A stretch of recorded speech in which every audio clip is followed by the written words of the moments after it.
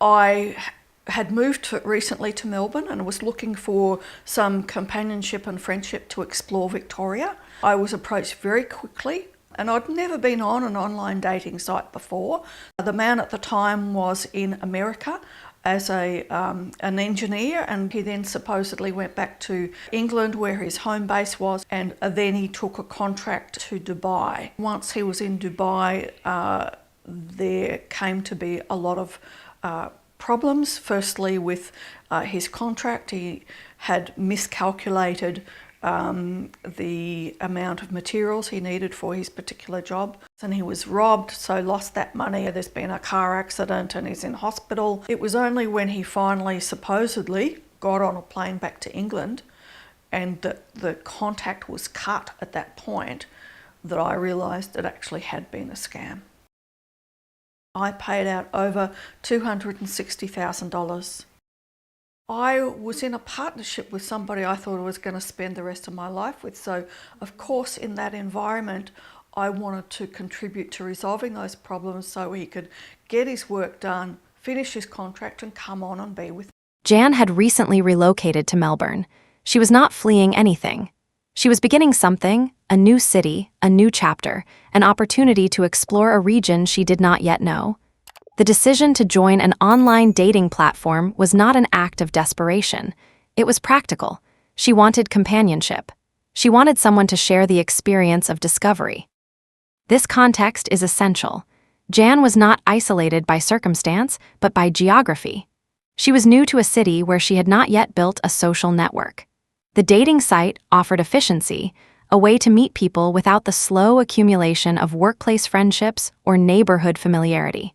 Millions of adults make the same choice for the same reasons. She was approached very quickly. This speed is structurally important. For someone unfamiliar with online dating, rapid interest can feel like validation rather than warning.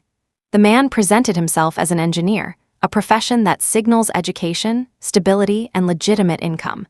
His movements across countries, America, England, Dubai, suggested international demand for his expertise. Each location reinforced the credibility of his character. Engineers travel. Contracts require mobility. The story aligned with expectations. The psychological leverage was built through consistency. He did not ask for anything immediately. He established presence. He created a rhythm of communication that made his existence feel confirmed. For Jan, who had never navigated this environment before, his behavior matched what she imagined a legitimate connection would look like. The process succeeded because it aligned with normal behavior, interest, conversation, the gradual construction of intimacy across distance. The problems began only after the relationship felt established. Dubai became the location of crisis. A miscalculation on materials, a robbery, a car accident, hospitalization. Each emergency was discreet, plausible in isolation, and urgent enough to require immediate response. The framing shifted the burden from suspicion to support. She was not being asked to give money to a stranger. She was being asked to help someone she believed she loved. Me. A romance scam works by, firstly, you go onto an online dating site, though it can happen also via Facebook or Skype where you get approached by somebody who wants to connect with you. You do need to be very careful about contacts you are making online. If they start professing love or interest when they really don't know you, I think that's another warning sign. Use Google image search to look for the photos that you've been given. When I actually found out I was scammed and did that Google search, that man was present on 10 different dating sites, all with different names. And if there's any request for money, that's your real red warning light that something wrong is going on. The phrase, of course, carries weight. Jan did not describe her financial contributions as reluctant or pressured. She described them as natural, the logical extension of partnership. She believed she was investing in a shared future. He would finish his contract. He would come to Melbourne. They would be together. The money was not a gift to a stranger. It was a down payment on a life. This distinction is critical. The extraction of $260,000 did not occur through threat or coercion. It occurred through the construction of a relational framework in which financial support felt like participation.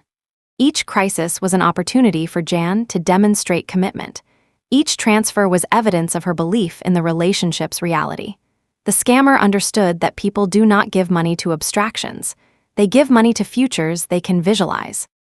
The crises were sequenced with precision: a professional setback, a crime, an accident, hospitalization. No single event would have justified $260,000, but distributed across time, embedded within ongoing communication, each request felt proportionate to the moment. The accumulation pattern remained invisible until it was complete. Control did not disappear suddenly. It shifted gradually, through procedural pressure disguised as shared problem-solving. There's also the question of why no system intervened. Banks processed repeated international transfers without inquiry. The dating platform bore no responsibility for the connection it facilitated.